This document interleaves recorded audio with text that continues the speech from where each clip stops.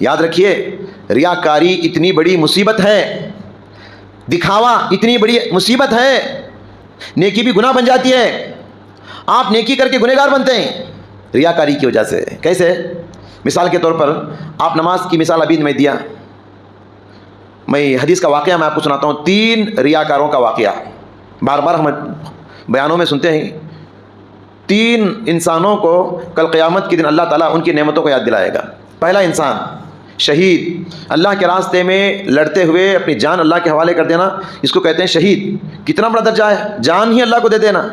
شہید کو اللہ بلائے گا قیامت کے میدان میں، بلا کے پوچھے گا میں نے تجھے بڑا بہادر بنایا تھا، بڑی طاقت دیا تھا، جوانی دیا تھا، کیا کیا تو نے؟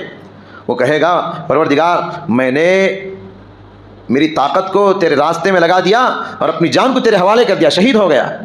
اللہ فرمائے گا تو جھوٹا ہے، تو نے اللہ کے راستے میں جان اس لیے دیا تاکہ لوگ تجھے کہیں بڑا بہادر انسان ہے، نام کے لیے تو نے کیا تھا، لہٰذا دنیا میں فقط کیل، دنیا میں نام مل گیا تجھے، لوگ جو شہید بول کے پکار لیے، بہادر بول کے نام پڑ گیا تجھے، اب آخرت میں تیرے لیے کچھ نہیں ہے۔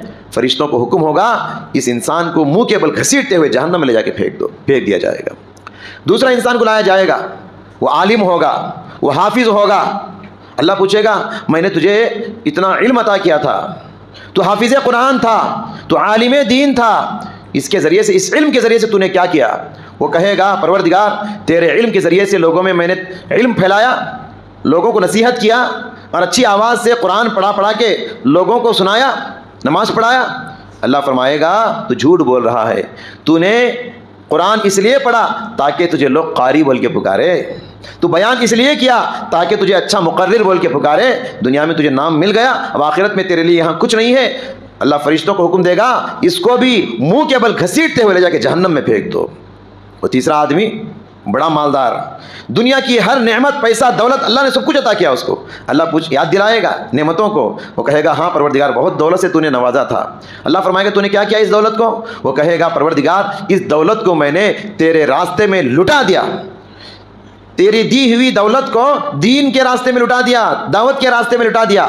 فرمائے گا جھوٹ بول رہا ہے تو دولت کو دین کے راستے میں اس لیے لگایا تاکہ لوگ تجھے فیاض کہہ کے پکارے، سخی کہہ کے پکارے، بڑا دل والا کہہ کے پکارے، تجھے دنیا میں نام مل گیا، اب یہاں تیرے لیے کچھ نیکی نہیں ہے۔ اسے بھی حکم ہوگا فرشتوں اسے منہ کے بل گھسیٹتے ہوئے لے جا کے جہنم میں پھینک دو۔ آپ نے دیکھا اس واقعے سے 3 ریاکار بڑی بڑی نیکیاں کیے، خدمت دین کیے، اللہ کے راستے میں پیسہ لٹائے، حتیٰ کہ اللہ کے راستے میں مال کیا جان بھی دے دیے، مگر کچھ فائدہ ہوا؟ یاد رکھیے ریاکاری اتنی بڑی مصیبت ہے کہ ریاکاری کی وجہ سے نیکی بھی گناہ بن جاتی ہے، نیکی بھی جہنم میں جانے کا ذریعہ بن جاتی ہے۔ انسان نیکی کر کے جہنم میں جاتا ہے، نیکی کر کے جنت میں جانا چاہیے، مگر یہاں نیکی کر کے انسان جہنم میں کیوں جا رہا ہے؟ اس لیے کہ نیکی وہ اللہ کے لیے نہیں، وہ دنیا کے لیے ہے۔